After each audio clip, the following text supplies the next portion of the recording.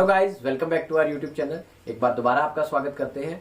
आज हम अकाउंट के अगले सेशंस को कवर करेंगे, अगली वीडियोस देखेंगे। दोस्तों आज का टॉपिक रहेगा रेक्टिफिकेशन ऑफ एरर। आप सभी ने पढ़ा होगा दोस्तों, graduation, post graduation, class +1, class +2 कहीं ना कहीं जरूर पढ़ा होगा और कई बार रिपीट भी हुआ होगा, लेकिन कहीं ना कहीं दिक्कत होगी। आज हम वो सारी चीजें कवर करेंगे। फिर इसी वीडियो में दोस्तों थोड़े एमसीक्यू भी देखेंगे और फाइनली पूरी फुल फ्लेज वीडियो लेकर आएंगे अगले एमसीक्यूज के लिए, जिससे आप जज कर सकें कि आपको कितना आता है और कितना नहीं। जितनी भी कोई दिक्कत होगी तो हमें कमेंट बॉक्स में बताइएगा। चलिए दोस्तों, किसी भी प्रकार से देरी नहीं करेंगे, स्टार्ट करते हैं दोस्तों रेक्टिफिकेशन ऑफ एरर। सबसे पहले वर्ड समझना होगा दोस्तों एरर। एरर का मतलब क्या होता है? गलती। हम सभी करते हैं और पता नहीं कितनी मर्तबा करते हैं। एरर का मतलब गलती होता है, तो गलती को सुधारना कैसे है? देखो दोस्तों, बहुत सिंपल सी लैंग्वेज में अकाउंट्स में एक चीज कही जाती है कि गलती की कोई गुंजाइश नहीं है और एग्जैक्टली होती भी नहीं, क्योंकि अकाउंटिंग का सिस्टम ही कुछ ऐसे बना हुआ है। जर्नल के बाद लेजर में पोस्टिंग होने के बाद ट्रायल बैलेंस में चीज पहुंचेगी, ट्रायल के बाद ट्रेडिंग P&L में पहुंचेगी, फिर बैलेंस शीट में पहुंचेगी। अगर बैलेंस शीट मैच होती है तो आप सभी वो खुशी जानते हैं कि अगर पहली बार में किसी कॉमर्स स्टूडेंट की बैलेंस शीट मैच कर जाए तो वो क्या खुशी होती है। तो वही खुशी दोस्तों, उसी के रिगार्डिंग, उस खुशी के पीछे कारण क्या होता है? आपको ये फील होता है, प्राउड फील होता है कि भाई मैंने जो पिछला सारा काम किया है वो बिल्कुल करेक्ट है।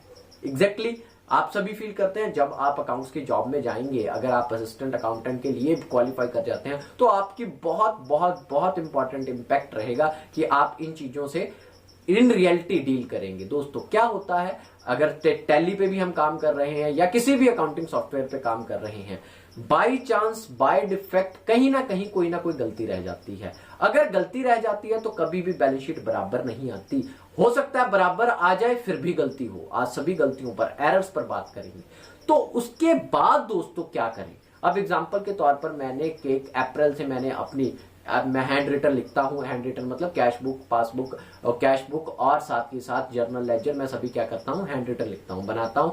ठीक है जी। तो मैंने 1 अप्रैल से काम करना शुरू किया। 1 अप्रैल से काम करना शुरू किया। 31 मार्च आते आते दोस्तों मैंने सारा काम समेटना शुरू किया। जब मैं टोटल करने लगा, ट्रायल बैलेंस बनाने लगा, बैलेंस शीट्स, ट्रायल बैलेंस में मुझे कोई एक गलती मिली जिसकी अमाउंट थी 50 रुपए। अब पूरे साल में लाखों का काम हुआ है, लेकिन 50 रुपए की गलती मिल गई क्योंकि ट्रायल बैलेंस मैच नहीं कर रहा। मैंने बहुत ढूंढा, मुझे नहीं मिल रहा तो मैं आगे बढ़ा दोस्तों। आगे बढ़ने के बाद मैंने बैलेंस शीट में लाई, तो आप सभी जानते हैं अगर ट्रायल बैलेंस नहीं मिल रहा तो बैलेंस शीट में भी 50 रुपए का अंतर आएगा।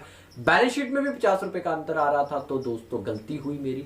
अब वो गलती, प्यारे दोस्तों, उस गलती को मैं क्या सुधारूं, क्या कहूं अपने मालिक से, सर मैंने 50 रुपए, मेरा मालिक मेरे ऊपर बहुत भरोसा करता है, उसको पता है कि भाई 50 रुपए की इधर उधर कोई दिक्कत होगी, लेकिन क्या ये गलती है? एग्जैक्टली ये भी गलती है। तो गलती छोटे से लेकर बहुत बड़े तक हो सकती है। एरर का मतलब दोस्तों बहुत साफ है, बहुत क्लियर है। एक छोटी अमाउंट से लेकर एक बहुत बड़ी अमाउंट तक अगर अकाउंट्स में कहीं पे भी कोई गलती होती है तो उसको रेक्टिफाई कैसे किया जाए, और अगर पिछले अकाउंट्स हो चुके हैं, अगर अकाउंट बन चुके हैं, उनके बाद कोई गलती पता लग जाए तो फिर उसे कैसे रेक्टिफाई किया जाए। तो दोस्तों वो सारा का सारा काम रेक्टिफिकेशन ऑफ एरर में चैप्टर में किया जाता है, आप सभी जानते हैं। तो रेक्टिफिकेशन ऑफ एरर का मतलब क्या है? कुछ गलतियां हुई हैं उनको सुधार लो, कुछ गलतियां हुई हैं उनको सुधार लो, पता चाहे बाद में लगे चाहे पहले लगे, क्योंकि आप सभी जानते हैं दोस्तों साथ ही साथ अकाउंटिंग करनी पॉसिबल नहीं है हर एक बंदे के लिए।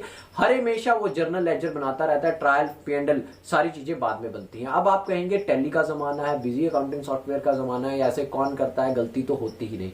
देखो दोस्तों, ये वो गलतियां हैं जो आप क्लैरिकल करते हैं। क्लैरिकल का मतलब 10 की जगह 5 लिख दिया, 10 की जगह 20 लिख दिया, 20 की जगह 5 लिख दिया, इस तरीके की गलतियां वो टैली पकड़ लेगा। अगर मैंने एक एंट्री करनी थी 500 रुपए की, किराए, मैंने क्या खरीदा, किराया देता हूं मैं एक शॉप का और उसकी 500 रुपए एंट्री कर दी थी, मैंने एंट्री नहीं की, तो उसको टैली कैसे पकड़ेगा? तो नहीं पकड़ सकता। तो ये कहना कि इसका वजूद खत्म हो गया क्योंकि अकाउंटिंग तो कंप्यूटराइज वे में चलती है, अकाउंटिंग तो स्ट्रक्चराइज वे में चलती है, तो दैट इज कंप्लीटली रॉन्ग।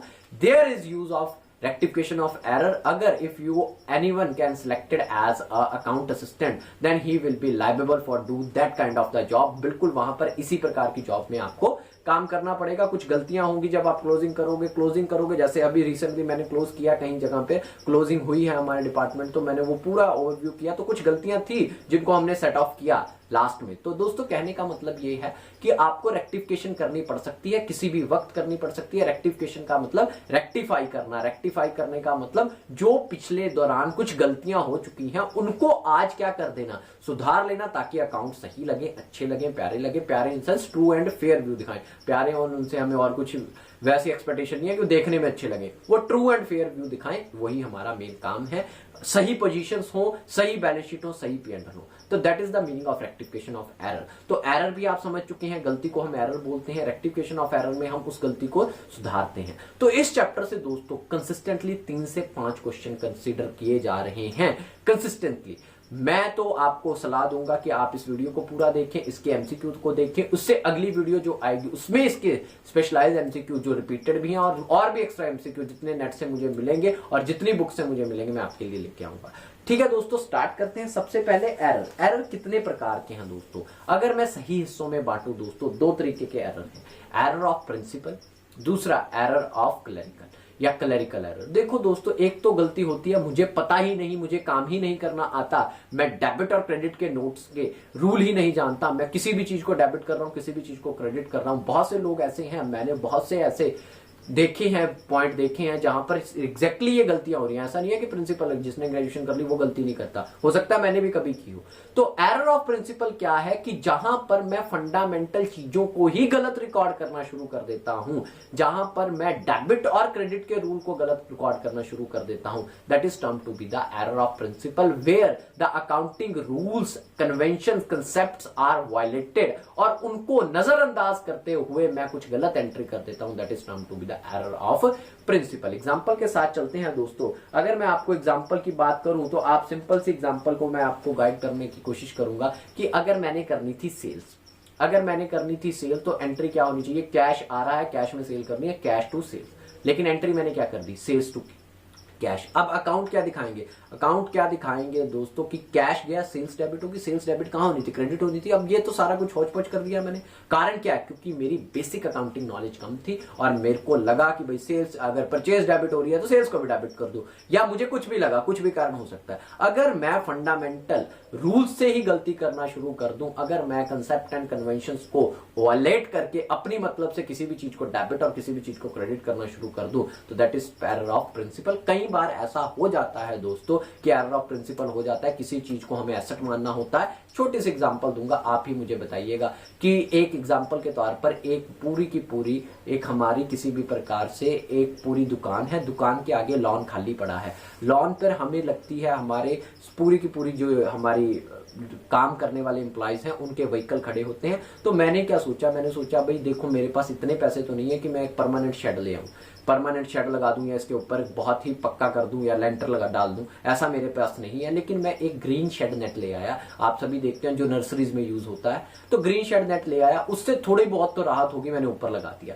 अब क्या दोस्तों, वो मेरी कैपिटल अमाउंट है, वो 6 से 8 महीने में खराब हो जाती है। अब वो कंज्यूमेबल आइटम है, अगर मैं उसको एसेट मानता हूं, अगर मैं उसको एसेट मानता हूं प्यारे दोस्तों, तो फिर उसको फिक्स एसेट मान के मेरे को उसको एंट्री करनी पड़ेगी green shade net to cash. अगर मैं उसे कंज्यूमेबल आइटम मानता हूं तो मैं कंज्यूमेबल टू कैश करूंगा। अगर कंज्यूमेबल मानूंगा तो वो P&L में जाएगी, अगर मैं दोस्तों फिक्स्ड मानूंगा तो वो बैलेंस शीट में जाएगी। तो दोनों में फर्क आपको समझ आ रहा होगा कि ये ऐसा नहीं है कि कोई अकाउंटेंट इतना भी नहीं जानता कि सेल्स को परचेजेस कर दे, परचेज को सेल्स कर दे, ये तो सिर्फ समझाने के लिए था। कई दफा वहां गलतियां हो जाती हैं, जैसे इस तरीके की सिचुएशंस में किसी अकाउंटेंट के ध्यान में आया भाई फिक्स एसेट है, उसको चढ़ा दिया, बाद में उसको ठीक करेगा, कंज्यूमेबल आइटम है वो। तो इस तरीके से दोस्तों चीजों को एनालाइज किया जाता है और एरर ऑफ प्रिंसिपल होते हैं, आज भी होते हैं, ऐसी कोई दिक्कत नहीं।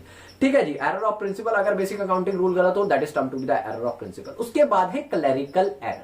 उसके बाद क्या है दोस्तों? Clerical error. क्लरिकल एरर कौन से होते हैं? क्लरिकल एरर का मतलब क्या है? जिसमें दोस्तों क्लरिकली पोस्टिंग करते समय, जर्नल लिखते समय, कैश बुक बनाते समय, इन सब में कहीं गलती हो जाए, that is term to be the clerical error. Clerical का मतलब जो क्लर्क काम करते हैं, जो लिखा पढ़ी का काम है दोस्तों, उस लिखा पढ़ी के काम में अगर मैंने कहीं गलती कर दी, that is term to be the clerical error. और अगर क्लरिकल एरर हो गया प्यारे दोस्तों, अगर क्लरिकल एरर में कहीं पे भी बात आ गई तो उससे क्या ट्रायल बैलेंस उसको पकड़ पाएगा, क्या नहीं पकड़ पाएगा, दूसरी बात।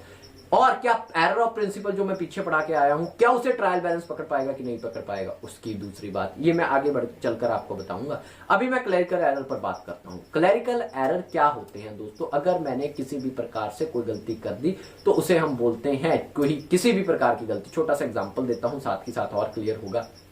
मैंने 1080 रुपए की 1080 रुपए की परचेजेस की, तो एंट्री होनी चाहिए परचेजेस अकाउंट टू कैश 1080। मैंने गलती से क्या कर दिया दोस्तों? 1080 1080 को 1800 1800 कर दिया। क्या ये एरर है? बिल्कुल है। क्या ये प्रिंसिपल का एरर है? नहीं, मैंने एंट्री तो बिल्कुल सही डाली है। एंट्री तो क्या होनी चाहिए थी? कैश जा रहा है तो टू कैश होना चाहिए था। परचेजेस सामान आ रहा है तो परचेजेस डेबिट होनी चाहिए थी। परचेजेस टू कैश ही एंट्री बनती थी, मैंने वही डाली है। क्या दिक्कत है? लेकिन अमाउंट चेंज कर दी। क्यों? मैंने इंटेंशनली चेंज नहीं की, मेरे से गलती हो गई, क्लरिकल एरर हो गया। या मैंने यहाँ 1080 ही लिखा, लेकिन जब मैं पोस्टिंग कर रहा था मेरे ध्यान पे मेरे साथ में मेरे दोस्त आ गया, बोला चाय पी लेते हैं। मैंने कहा ठीक है 1 मिनट आया, बस वो देखा ध्यान में, जल्दी जल्दी में 1800 लिखा गया जब मैं कैश के अकाउंट में पोस्टिंग कर रहा था। अब वो हिल गया। लेकिन अब दोनों बातों में, दोनों एग्जांपल में, पहले में दोस्तों क्या ट्रायल बैलेंस इस एरर को पकड़ पाएगा? बिल्कुल भी नहीं पकड़ पाएगा। क्यों? क्योंकि मैंने दोनों में 1800 लिखा है। इधर से कैश कम हो गया 1800 का कागजों में और इधर से परचेजेस बढ़ गए 1800। रियलिटी में जो है नहीं है, लेकिन वो तो मैच कर गया क्योंकि दोनों के 1800 है। लेकिन इसको ट्रायल बैलेंस नहीं पकड़ पाया। अगर क्या होता, मैंने एंट्री सही की होती, purchases account debit to cash 1080 purchases के खाते में जाके मैंने जब लेजर बनाया होगा तो उसमें मैंने क्या कर दिया 1080, लेकिन कैश अकाउंट जब मैं बना रहा था तो वहां मैंने 1800 कर दिया, तो ट्रायल बैलेंस ऊपर नीचे हो जाएगा और ट्रायल बैलेंस इसे पकड़ लेगा। क्या सभी एरर्स को ट्रायल बैलेंस पकड़ सकता है दोस्तों? बिल्कुल भी नहीं, बिल्कुल गलत बात रहेगी अगर मैं कहूं सभी बैलेंस को ट्रायल बैलेंस पकड़ सकता है। ट्रायल बैलेंस क्या कर सकता है? अर्थमेटिकली एक्यूरेसी चेक कर सकता है। अगर कहीं पे भी अमाउंटों का डिफरेंस आया उसे तो अर्थमेटिकल एक्यूरेसी का मतलब नंबर्स को, टोटलिंग को चेक कर सकता है ट्रायल बैलेंस। इसीलिए ट्रायल बैलेंस कभी भी अकाउंटिंग का पार्ट नहीं है। Summarising is not term to be the trial balance. Summarising का एक हिस्सा है ट्रायल बैलेंस, अकाउंटिंग का कोई स्पेसिफिक पार्ट नहीं है। एक रफ स्टेटमेंट है, एक बिल्कुल अपने लिए एक चेक है, पॉइंट चेक है कि रुक के देख लो भाई ठीक भी किया है कि नहीं। ठीक है दोस्तों, इसीलिए ट्रायल बैलेंस जो है उसमें हमेशा अकाउंटिंग में समराइजिंग वर्ड यूज किया जाता है इंस्टेड ऑफ ट्रायल बैलेंस। तो दोस्तों बहुत इंपॉर्टेंट चीज कि ट्रायल बैलेंस सभी एरर पकड़ लेता है? नहीं, ट्रायल बैलेंस सभी एरर नहीं पकड़ पाता। कुछ एरर पकड़ता है, कुछ नहीं पकड़ता। जॉन से पकड़ता है वो अर्थमेटिकली एक्यूरेसी वाले पकड़ता है, जॉन से नहीं होते। अब जैसे एग्जांपल के तौर पर मैं एंट्री डालना कोई भूल गया, मैं एंट्री डालना भूल गया, किसी से कैश सेल की थी तो कैश टू सेल्स एंट्री आनी थी, मैं भूल गया, 500 रुपए मैंने जेब में रख ली। अब ट्रायल बैलेंस क्या पकड़ेगा इसको? ना कैश में एंट्री गई ना सेल्स में एंट्री गई। तो ट्रायल बैलेंस क्या हर एक एरर पकड़ सकता है? नहीं पकड़ सकता दोस्तों। एरर कितने तरीके के हैं? 2 तरीके के। कौन कौन से एरर हैं? Error of principle, clerical error. यहां तक मेरे हिसाब से क्लियर होगा। क्या error of principle trial balance पकड़ लेता है? हो सकता है पकड़ भी ले, हो सकता है पकड़ भी ले, लेकिन 99% चांस है अगर एरर ऑफ प्रिंसिपल है तो दोस्तों हो सकता है ट्रायल बैलेंस उसे ना पकड़ पाए। जो अमूमन ऐसा ही होता है, क्योंकि जो डेबिट है उतनी ही अमाउंट से आप क्रेडिट करते हो, तो बहुत डिफिकल्टी होती है एरर ऑफ प्रिंसिपल को पकड़ने में। हाँ, अगर एरर ऑफ प्रिंसिपल भी किया, साथ में अमाउंट की गड़बड़ भी की है तो ट्रायल बैलेंस पकड़ पाएगा, नहीं तो एरर ऑफ प्रिंसिपल को जनरली ट्रायल बैलेंस नहीं पकड़ पाता। उसके बाद बात करूं दोस्तों सेकंड हैंड पर क्लरिकल एरर को। अब देखो क्लरिकल एरर किस हिसाब से किया, उस पर डिपेंडेंसी है, इसीलिए क्लरिकल एरर को आगे डिफाइन किया गया। क्लरिकल एरर में सबसे पहले होता है ओमिशन। ओमिशन का मतलब क्या है? भूल जाना। भूल जाने का मतलब क्या है? मैं एंट्री ही करना भूल गया। बड़ी बार होता है, हमने बहुत अकाउंटिंग की है शुरुआती दौर में, तो हम क्या करते थे, आते जाते कहीं पे भी किसी भी प्रकार से अगर हमारी बिजनेस फर्म्स थी तो हम उनके हिसाब से जेब में पैसे पकड़ लेते थे कि चलो 5000 है, आपने उनके दिए हैं तो मैंने जेब में डाल दिए, वो यूज हो गए, भूल गया, एंट्री भूल गया। अब फर्म तो कहेगी तुम मेरे 5000 खा गए, जब लास्ट में पता लगेगा। ठीक है जी, लेकिन दिक्कत क्या है भाई, भूल गया तो मैं एंट्री कैसे करता? 100 रुपए 500 रुपए कोई चलता चलता पकड़ा जाए कि यार चल ठीक है, मैंने तेरे से ये सामान लिया था, ये ले 100 रुपए, उस दिन मेरे पास नहीं थे, अब मैंने जेब में डाल लिया, भूल गया। तो एरर ऑफ ओमिशन जानबूझ के भी किया जा सकता है, ऐसा कोई भी एरर नहीं है जिसको जानबूझ के नहीं किया जा सकता। लेकिन एरर ऑफ ओमिशन में दोस्तों उसको रिकॉर्ड कहीं नहीं किया जा सकता, उसको कभी भी ट्रायल बैलेंस नहीं पकड़ सकता। याद आ गया तो ठीक है, नहीं तो वो तो गया। अब एरर ऑफ ओमिशन ज्यादातर टाइम में क्या होता है, उसको पकड़ा कैसे जाता है? एरर ऑफ ओमिशन को पकड़ने के लिए अगर क्रेडिट सेल होती है तो बंदा बोलेगा भाई पैसे दे मेरे, वो फिर याद करवाएगा तेरे को उस दिन दिए थे, तब दिए थे, ऐसे ऐसे दिए थे, तब तो वो पकड़ा आ सकता है। कैश वाली आइटम अगर ओमिशन होगी तो उसको इतना इजिली पकड़ा नहीं जाता, और एक साल के दौरान तकरीबन 5 से 7 हजार का हर एक फर्म का इतना एरर ऑफ ओमिशन हो ही जाता है, भूल जाते हैं बंदे। उसके बाद पार्शियल एरर का मतलब क्या है? मैं भूला तो सही, मैं एक साइड भूला, एक साइड नहीं भूला। अब मैं क्या एंट्री कर रहा था? रेंट टू कैश, रेंट पे किया, कैश किया। अब कैश के खाते में रेंट तो कर दिया, रेंट के खाते में कैश किया नहीं, वहां कैश दिख रहा है कि कैश गया हुआ है, लेकिन रेंट के खाते में दिख नहीं रहा कैश गया हुआ है। इसको बड़े इजीली पकड़ लेगा ट्रायल बैलेंस, क्योंकि एक डेबिट आइटम है, एक क्रेडिट आइटम है। तो डेबिट और क्रेडिट ऊपर नीचे होंगे तो ऑटोमेटिकली दोस्तों एरर ऑफ ओमिशन, जो पार्शियल ओमिशन है, पार्शियल ओमिशन का मतलब आधा काम हुआ है आधा नहीं हुआ, तो उसे एरर ऑफ पार्शियल ओमिशन कह सकते हैं। और एरर वो क्लरिकल एरर के अंदर ही आता है, और उसको हमेशा हमेशा आप कह सकते हैं कि उसे ट्रायल बैलेंस पकड़ सकता है। दोस्तों मेरे हिसाब से क्लियर हो रहा होगा। कोई भी दिक्कत हो तो आप हमें कमेंट बॉक्स में जरूर बताइए, और हमारी वीडियो को ज्यादा से ज्यादा लाइक, सब्सक्राइब और शेयर कीजिए। आगे बढ़ता हूं दोस्तों। एरर ऑफ कमीशन, एक था ओमिशन, एक था कमीशन। एरर ऑफ कमीशन क्या होता है, कैसे होता है, कैसे नहीं, इसके ऊपर 1 मिनट रुकता हूं, अगले 2 एरर कवर करता हूं, फिर इसके आऊंगा। उसके बाद है दोस्तों कंपनसेटिंग एरर। कंपनसेटिंग एरर क्या है? एक का फर्क दूसरा पूरा कर दे, एक का फर्क दूसरा पूरा कर दे। अब दोस्तों मैंने क्या किया, एग्जांपल दूंगा, बड़ी सिंपल सी क्लियर हो जाएगी। एक मैंने ए नाम के बंदे को 5000 रुपए का सामान बेचा उधार में। एंट्री क्या होनी चाहिए दोस्तों? एंट्री आप सभी जानते हैं, अगर सेल हुई है 2 सेल्स होगी और डेबिट में ए का नाम आ जाएगा क्योंकि उधार में। बी नाम के बंदे को बेचा 3000 रुपए का सामान। बी नाम के बंदे को कितना बेचा? 3000 रुपए का सामान। इसकी भी एंट्री क्या होनी चाहिए? B2 sales 3000। दोनों बंदे साथ में आए थे, मैंने कहा चलो यार पहले तुमको निपटाता हूं, फिर क्या कर लेता हूं, एंट्री कर लेता हूं। अब क्या हुआ दोस्तों, अब उधार बेचा सामान, तो मैंने एंट्री डाल दी, A account debit, B account debit, 2 sales. A account debit, B account debit, 2 sales. अब ए ने 5000 का सामान लिया था और बी ने 3000 का। मैंने कर दिया उल्टा, ए के में लिख दिया 3000 और बी के में लिख दिया 5000। टोटल बना 8000 और 2 सेल्स 8000। सेल्स तो 8 की ही थी, लेकिन एंट्री आनी क्या चाहिए थी? आनी चाहिए थी A account debit 5000, B account debit 3000 और 2 सेल्स 8000। लेकिन आई क्या एंट्री? एंट्री आई A account debit 3000, B account debit 5000, 2 sales. अब इनमें से मुझे ये बताओ आप सभी दोस्तों, क्या ये गलत है? आप कहोगे बिल्कुल गलत है। ए सामान लेके गया 5000 का, आपने उसको 3000 का डेटर बना लिया। बी सामान लेके गया 3000 का, आपने उसको 5000 का डेटर बना लिया। मैंने कहा इसको ट्रायल कैसे पकड़ेगा? ट्रायल पकड़ ही नहीं सकता। डेटर टोटल कितने क्या? 5 और 3 8। 8 डेबिट साइड आ जाएगा, 2 सेल्स क्रेडिट साइड आ जाएगी। 8 और 8 बराबर, कंपनसेट हो गया। 8 और 8 बराबर, कंपनसेट हो गया। क्या इससे ट्रायल बैलेंस पकड़ पाया?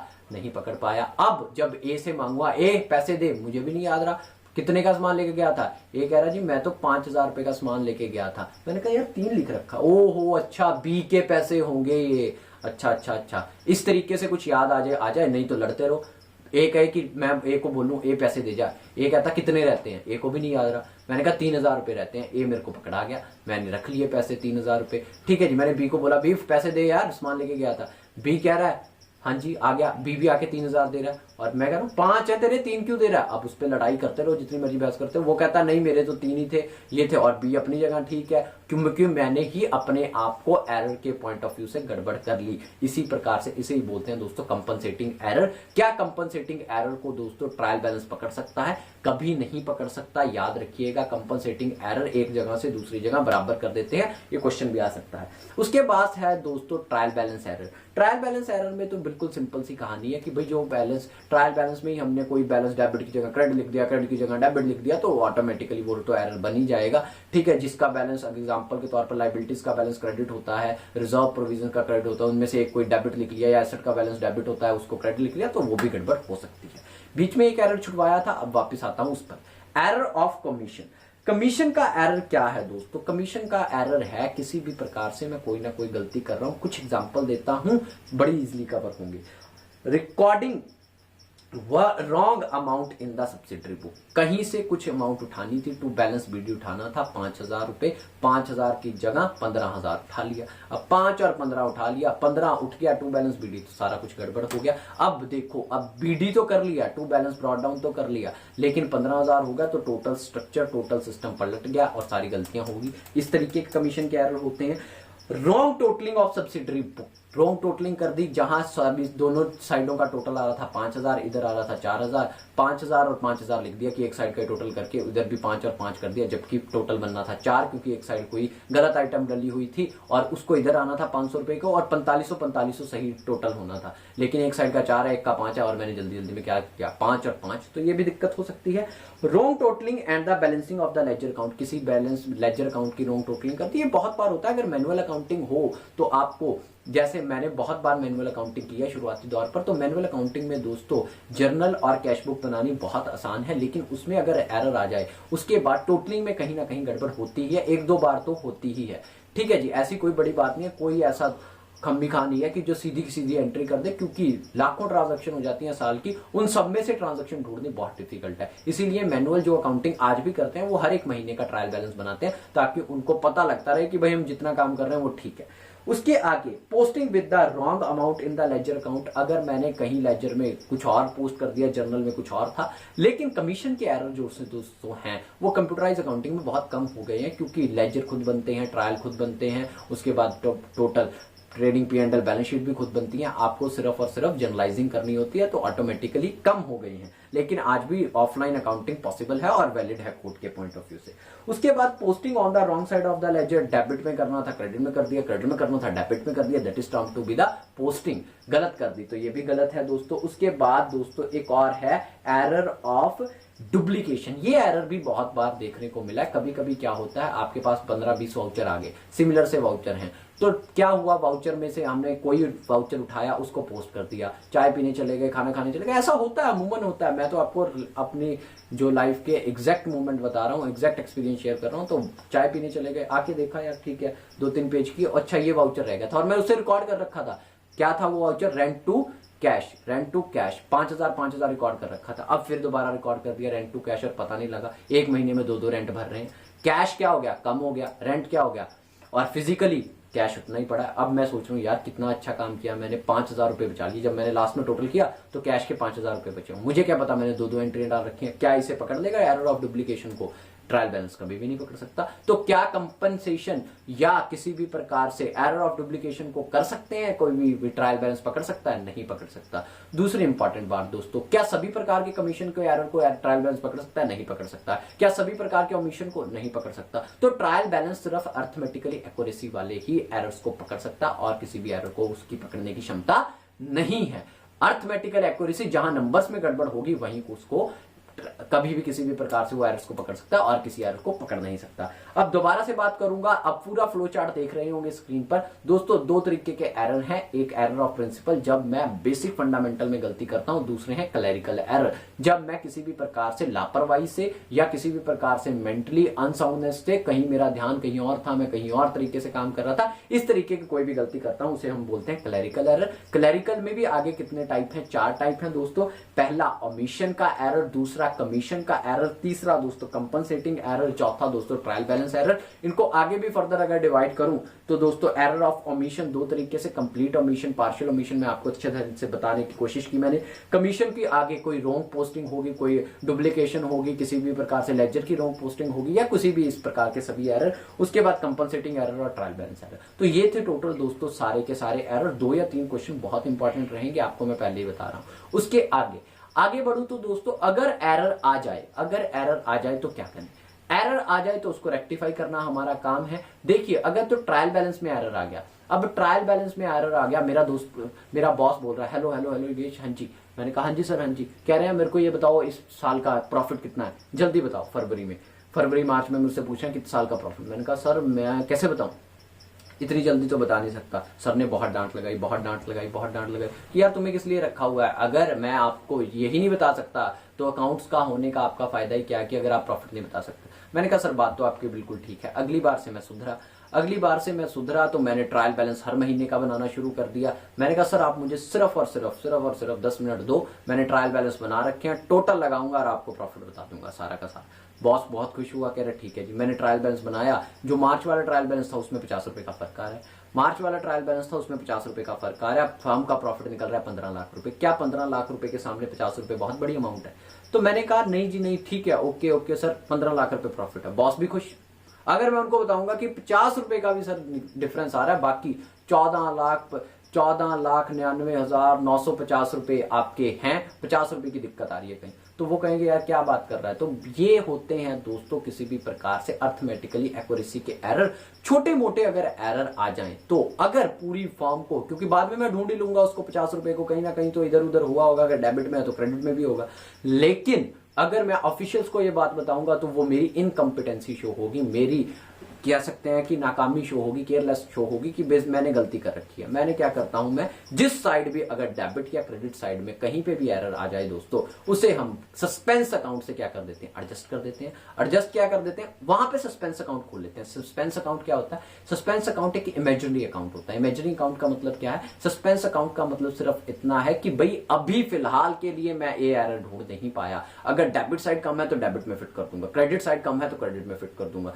ताकि अभी ये लगे कि बिजनेस सही है, सब चीजें ठीक है। अगर बहुत बड़ी अमाउंट की अगर सस्पेंस होती है तो ऑब्वियस सी बात है हमें बतानी चाहिए बॉसेस को, लेकिन अगर कोई नॉमिनल अमाउंट की, छुटपुट अमाउंट की जो कोई भी अगर अमाउंट नहीं मिल रही, तो उसमें से किसी भी प्रकार से इनकम्पिटेंसी शो करने की जरूरत नहीं। You are accountant, smart accountant, तो बी केयरफुल, आप इन चीजों को कवर कर सकते हो। तो उसके लिए सस्पेंस अकाउंट खोला जाता है। एग्जाम में आता है सस्पेंस अकाउंट किस तरीके का अमाउंट है, तो ये एक इमेजिनरी नेचर का अकाउंट है जो सिर्फ खुद ब खुद मन गढ़ंत खोला हुआ अकाउंट है। इसमें और किसी प्रकार की कोई भी दिक्कत नहीं है। ये एक ऐसा अकाउंट है जिड़ा किसी भी प्रकार से मन गढ़ंत तरीके से बनाया गया अकाउंट है। मतलब इसमें हमारा टोटल फोकस किस पे है, हम ट्रायल बैलेंस नहीं बना पाए, अगर अर्थमेटिकल एक्यूरेसी नहीं हुई, जिस साइड भी छोटी आई वहां पे इसको फिट कर दिया। अगर डेबिट है तो इसको डेबिट साइड में फिट कर दिया, ट्रायल बैलेंस की क्रेडिट साइड छोटी है तो क्रेडिट साइड में फिट कर दिया। तो ये था दोस्तों कंप्लीट हिस्सा सस्पेंस अकाउंट के बारे में। अगर उसके बाद वो एरर मिल गया, अगर उसके बाद प्यारे दोस्तों वो एरर मिल गया, तो तब क्या करेंगे, तब हमारे पास बिल्कुल सिंपल सा ऑप्शन है।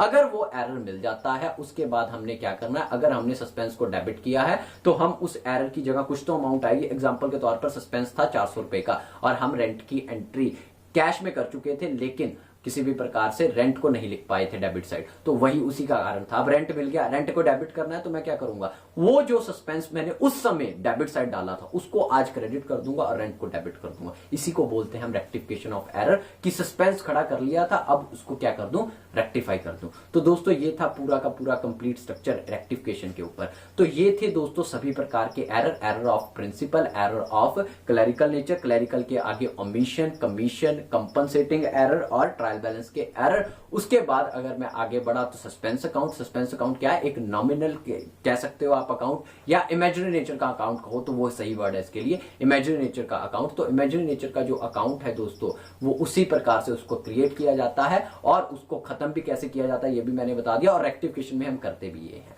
आने वाली वीडियोस में आपको एमसीक्यूज भी मिलेंगे। इस वीडियो में कुछ एमसीक्यू आपके साथ शेयर करता हूं जल्दी जल्दी, ताकि और लंबी वीडियो तो ना बने, लेकिन दोस्तों आपकी हेल्प हो सके, आप जज कर सके कि आप कितना सीख पाए इस वीडियो से। ठीक है दोस्तों, स्टार्ट करता हूं। सबसे पहले किसी भी प्रकार से पहला क्वेश्चन है, in each which of the following error will not affect the trial balance. इनमें से कौन सा एरर ट्रायल बैलेंस को इफेक्ट नहीं करेगा। ए, wrong balancing of an account, wrong totaling of an account, writing an account balance in the trial balance, writing the amount in the wrong account but on the correct side। देखिए दोस्तों दोबारा बात करते हैं, क्या था क्वेश्चन, इनमें से कौन सा effect not effect the trial balance, trial balance को पता नहीं करने देगा। ठीक है जी, क्या पता है, wrong balancing of an account, अगर बैलेंसिंग रॉन्ग कर दी तो उसका बैलेंस डेबिट या क्रेडिट साइड अलग अलग गया तो ट्रायल बैलेंस तो उसको झट में पकड़ लेगा, अर्थमेटिकल एक्यूरेसी पकड़ लेगा। उसके बाद wrong totalling of an account, अगर टोटलिंग गलत होगी तब भी ट्रायल बैलेंस बड़े इजीली पकड़ लेगा, कोई बड़े दिक्कत की बात नहीं होगी। C, writing an account balance in the trial balance, अगर दोस्तों अकाउंट का balance, writing an account balance in the trial balance, अगर कोई किसी भी प्रकार से ट्रायल बैलेंस में अकाउंट का ही बैलेंस उठा के रख दिया तो वो भी हो सकता है किसी भी प्रकार से दोस्तों पकड़ देगा उसको भी trial balance. D, writing an amount in the wrong account but on the correct side. ठीक है जी, अगर हमने किसी गलत खाते में रेंट की जगह, अगर मैंने रेंट की जगह कैश में पेमेंट की, रेंट की जगह स्टेशनरी लिख दिया, अगर रेंट की जगह दोस्तों स्टेशनरी लिख दिया और रेंट की एंट्री ही भूल गया मैं और करेक्ट साइड ही पोस्टिंग की, तो ट्रायल बैलेंस उसे नहीं पकड़ पाएगा। 200 रुपए 200 रुपए, तो ऑटोमेटिकली डी आंसर रहेगा सही। आगे बढ़ता हूं दोस्तों, a purchase return of 800 to P if entered in the sales book would effect, अगर सेल रिटर्न है और उसको हमने कहां पे, अगर मैंने सेल रिटर्न की पी को सेल्स रिटर्न की, सॉरी परचेज रिटर्न है भाई, गलत बोल गया, परचेज रिटर्न की 800 रुपए की टू पी, तो पी को दोस्तों जब मैंने परचेज रिटर्न की तो मतलब मैं उससे सामान खरीद के लाया होऊंगा, तो मैंने एंट्री उस समय क्या की होगी, दिमाग में बिठाओ, तो मैंने परचेजेस टू पी की होगी। क्या की होगी दोस्तों, परचेजेस टू पी, क्योंकि मैं परचेज खरीद के लाया, अब मैं अपनी परचेज को क्या कर रहा हूं, रिटर्न कर रहा हूं। अब मैं क्या एंट्री करनी चाहिए, मुझे पी को डेबिट कर लेना चाहिए दोस्तों, ठीक है जी, किसी भी प्रकार से, और परचेज रिटर्न को क्रेडिट, और लास्ट में वो परचेजेस में से माइनस हो जाती है ट्रेडिंग में, आप सभी जानते हैं। तो पी टू परचेज रिटर्न होनी चाहिए, लेकिन मैंने क्या कर दिया, if entered in the cell book would effect, मैंने उसको सेल्स बुक में एंटर कर दिया दोस्तों। अब सेल्स बुक में एंटर कर दिया तो एंट्री तो पलट गई। इससे क्या इफेक्ट होगा, क्या ये पी के अकाउंट को इफेक्ट पड़ेगा? भाई पी के अकाउंट को इफेक्ट किस प्रकार से पड़ेगा, पी का तो पहले भी वही था, उसको डेबिट होना था, लेकिन सेल्स बुक में एंट्री गई ना। ये बात हमेशा आपको याद रखनी है रेक्टिफिकेशन के बारे में। जिस अकाउंट के बारे में नहीं कहा गया कुछ भी, जिस अकाउंट के बारे में नहीं कहा गया, तो उसमें सारा काम ठीक हुआ होगा, इसलिए पी के बारे में कोई चर्चा नहीं है। उसके बाद आगे दोस्तों purchase return account, purchase return account में होगी, हाँ बिल्कुल उसको इफेक्ट पड़ेगा भाई, परचेज रिटर्न जहां करनी थी उसकी जगह आप सेल की एंट्री कर दोगे तो इफेक्ट पड़ेगा ही पड़ेगा। उसके आगे purchase return account and sale account, हाँ सेल को भी फर्क पड़ेगा, परचेज रिटर्न को भी फर्क पड़ेगा। उसके आगे sale account and purchases account, purchases को नहीं पड़ेगा भाई, सी आंसर सही है। अब आप कह सकते हैं कि भाई परचेजेस को क्यों नहीं, परचेज में से ही परचेज रिटर्न माइनस होती है, लेकिन दोस्तों परचेज रिटर्न का अलग अकाउंट होता है, साल के लास्ट में उसको ट्रांसफर किया जाता है परचेजेस में, तो इसलिए आंसर रहेगा सी। अगले क्वेश्चन पर बढ़ता हूं दोस्तों। A suspense account is used to rectify those error, suspense account कौन से एरर्स को रेक्टिफाई करने की कोशिश करता है, which affect the trial balance, जो ट्रायल बैलेंस को इफेक्ट करते हैं दोस्तों उनको, which do not affect the trial balance, जो ट्रायल बैलेंस को इफेक्ट नहीं करते, which are caused by a wrong application of principle, wrong application of principle को करता है उनको, which are caused by a complete omission. देखो दोस्तों ट्रायल बैलेंस हमेशा ही उनको पकड़ता है जो अर्थमेटिकली एक्यूरेसी में गड़बड़ करते हैं। तो अर्थमेटिकल एक्यूरेसी कहां गड़बड़ होगी, आप सभी जान सकते हैं कि पहला ऑप्शन जो इफेक्ट कर देंगे ट्रायल बैलेंस को, अगर डेबिट क्रेडिट बराबर नहीं आएंगे तो ए आंसर बिल्कुल ठीक होगा। बहुत सिंपल आंसर था। आगे चलता हूं क्वेश्चन दोस्तों, पता लग रहा होगा आप सभी को दोस्तों कि क्वेश्चन घूम के आते हैं एग्जैक्टली, अगर आपको बेसिक कंसेप्ट की नॉलेज है तो आप इजिली कवर कर सकेंगे। A trial balance falls to agree by 400, trial balance में गड़बड़ चल रही है 400 रुपए की, which one of the following error subsequently discover could have caused the disagreement, इनमें से दिए गए ऑप्शंस में से कहां गड़बड़ है कि अगर वहां दिक्कत आ रही है। देखो दोस्तों, a sale of goods 400 to Rampal had been debited to Roy Paul account, अगर मैंने सेल्स की रामपाल को और मैंने रॉय पॉल को कर दी उसकी डेबिट, तो दोस्तों क्या दिक्कत है, रामपाल अकाउंट डेबिट टू क्या करना था, मैंने सेल्स करनी थी, अब मैं क्या कर दूंगा, Roy Paul account debit to sales कर दूंगा। क्या इससे ट्रायल बैलेंस पकड़ लेगा, तब भी सेम अमाउंट थी तब भी सेम अमाउंट थी, तो इसे नहीं पकड़ पाएगा। B, a cheque of 200 received from KK Jain and has been debited to the JK Jain, cheque receive किया बैंक अकाउंट डेबिट टू, क्या करूंगा, बैंक अकाउंट डेबिट टू, जो नाम था इनका केके जैन, केके जैन की जगह जेके जैन कर दिया, तो क्या फर्क पड़ रहा है, ट्रायल बैलेंस तो इसे नहीं पकड़ सकता ना, गलती तो है लेकिन ट्रायल बैलेंस नहीं पकड़ सकता।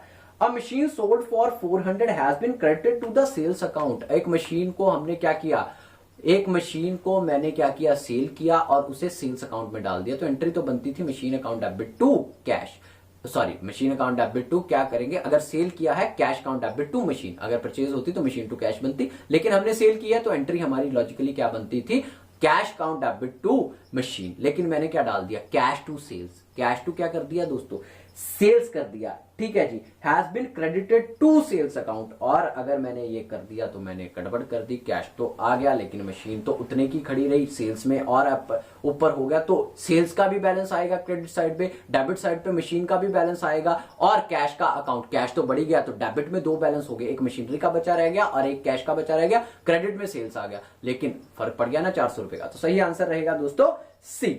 अगला क्वेश्चन बढ़ता हूं 5th नंबर क्वेश्चन पर, which of the following error is disclosed by the trial balance, trial balance कौन से एरर को डिस्क्लोज कर सकता है, एरर ऑफ प्रिंसिपल को डिस्क्लोज कर सकता है कि नहीं कर सकता, wrong amount posted in ledger को डिस्क्लोज कर सकता है कि नहीं कर सकता, non recording of transaction in the books of account को डिस्क्लोज कर सकता है कि नहीं कर सकता। तो भैया एरर ऑफ प्रिंसिपल को वो कैसे डिस्क्लोज करेगा, अगर मैंने सेल्स टू कैश कर दिया तो 400 रुपए कर दिया, परचेज टू कैश करना था उसकी जगह सेल्स टू कैश कर दिया, तो वो तो ट्रायल बैलेंस में तो बराबर आ जाएगा, लेकिन एरर तो है, तो इस प्रकार से इसको तो वो डिस्क्लोज कर सकता नहीं बिल्कुल भी किसी भी कीमत पर।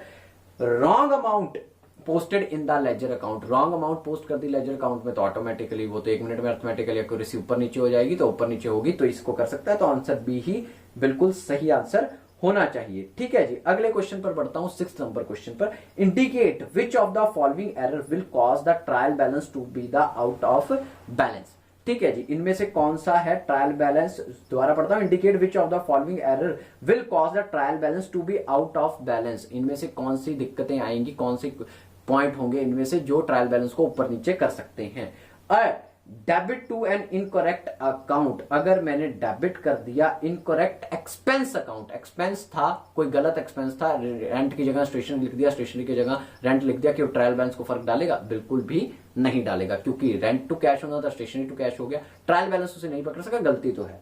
आगे, a credit to an expense account instead of a credit to an income account. एक क्या था, a credit to expense account instead of a credit to an income account, अगर मैंने एक क्रेडिट कर दिया एक्सपेंस अकाउंट में instead of the credit of income account, तो एक्सपेंस को कहीं मैंने खत्म करना था, उसकी जगह मैंने इनकम बना ली उसे, तो ऑटोमेटिकली दोस्तों ये प्रीलिमिनरी एक्सपेंस की तरह है, तो ये भी बिल्कुल ठीक है।